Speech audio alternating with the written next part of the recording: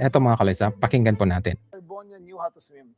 Pero ang theory namin, he tried to save Divine. Ang theory daw niya, si Rene gusto daw i-save si Divine.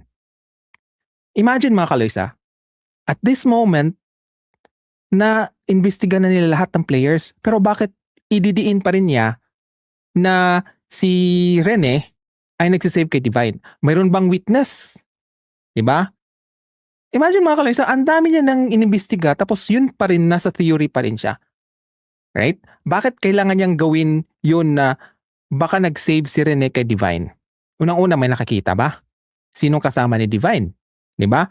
Na yung statement ni John Vic Rimulya ay hindi nagtugma doon sa sinabi ni Kiefer, doon sa sinabi ni Ian, 'di ba? So, dito pala mga kaloy, halata talagang may cover up or incompetent lang talaga itong si John Vic Rimulya mga kaloy.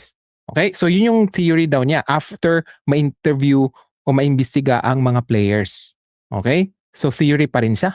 Ganon? Hindi siya magbabase doon sa mga statement. Kaya ang dami niyang bruises sa katawan. Siya lang kasi may bruises Wala yung iba, wala na Okay. So, yung mga pasa daw, okay, nagpapalusot na, yung mga pasa daw ni Rene ay dahil kay Divine. Paano ngayon ma-defend ni Divine kung wala na siya? Nagets yung mga kaloys? Diba? Para case closed, kagaya ng ginawa niya sa case ni Cabral, case closed daw kaagad. Diba? Ang bilis. Tapos eto, gusto niya i-case close kaagad na yung pinagsasabi niya ay hindi nag-make sense. Diba? So, ilang pa maging biktima nitong si John Vic Rimulya mga kaloys? Halatang halata eh. Right? Sumang-ayon ba kayo mga kaloys na ganun magkakapasa ka? Right? Tapos marunong nga lumangoy si Rene. Diba? Si Ian Espinosa, binatuhan nila ng volleyball. Hindi talaga marunong lumangoy Take note Ian Espinosa binatuhan daw ng volleyball. So yun yung ipipicture out mo. Okay? Kasi balikan natin yung statement ni Ian at statement ni Sam. Okay? Para hawakan. Para hawakan. Si Kevin Alas na siya. Kevin Alas, hindi po, si Kiefer. Si Kevin Alas ay isa ring basketball player na kapatid ni Kiefer. Si Kevin ay tapos na. Okay? So yun yung kuya ni Kiefer. So yun nga mga kaloys, na nalaman ko basketball player pala yung kapatid niya, hindi kaya na-pressure din itong si Kiefer doon sa achievements ng kanyang kapatid na si Kevin. Diba? So dito pa lang hindi niya sinabi na si Kiefer. Nahila siya kaagad. Si Sultan, yung lumalakas sa waves, went to the shore immediately. Pero yung si Sultan pumunta daw sa shore. Iba ang statement ni Ian, okay, about it. Si Ian kasi ay nandun doon. Kanino ka maniniwala? Kaya nga sabi ko mga kalis, hindi ba ginagawa ni John Vic ang kanyang tungkulin? May plano ba talaga siyang magkaroon ng cover-up at binibigyan ng hustisya? Dahil pobre yung pamilya ni Rene Paterbonia? Di ba? His last act of heroism, si Paterbonia tried to save Divine. Kaya puro pasa yung katawan niya. Okay. So it's been established that this was not because of paddling or... Oh no, there was no paddling. There was no paddling. Naaawa nga ako sa mga players ng Ateneo. May mga death threats sila galing sa... Yun nga mga kalis, di ba? So pabiktima ngayon yung mga players na nagsisinungaling? Bakit nasabi natin sinungaling mga kalis? Kasi nagkakaiba eh. Di ba?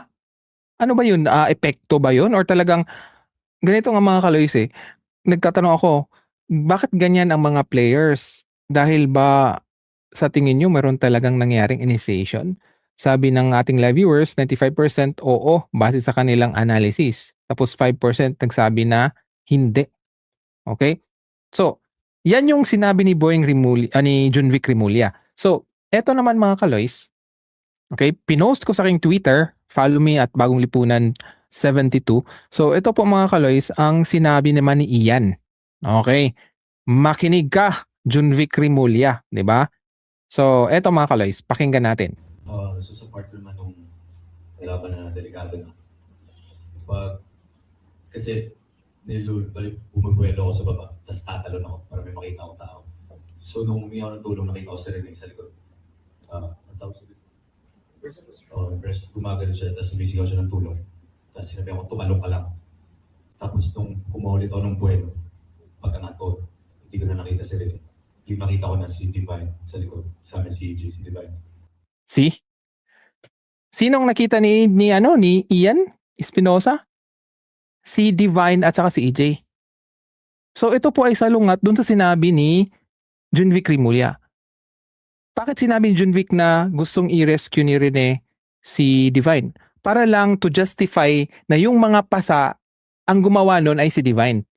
Paano nga ma-defend ni Divine ang sarili niya kung wala na rin siya?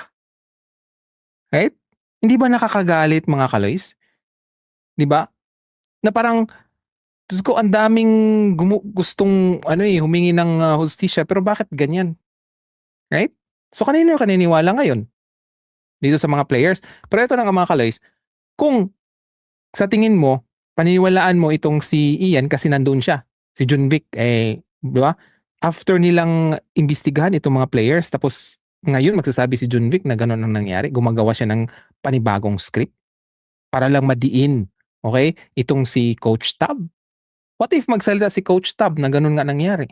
Kung laglagan na talaga. 'Di ba?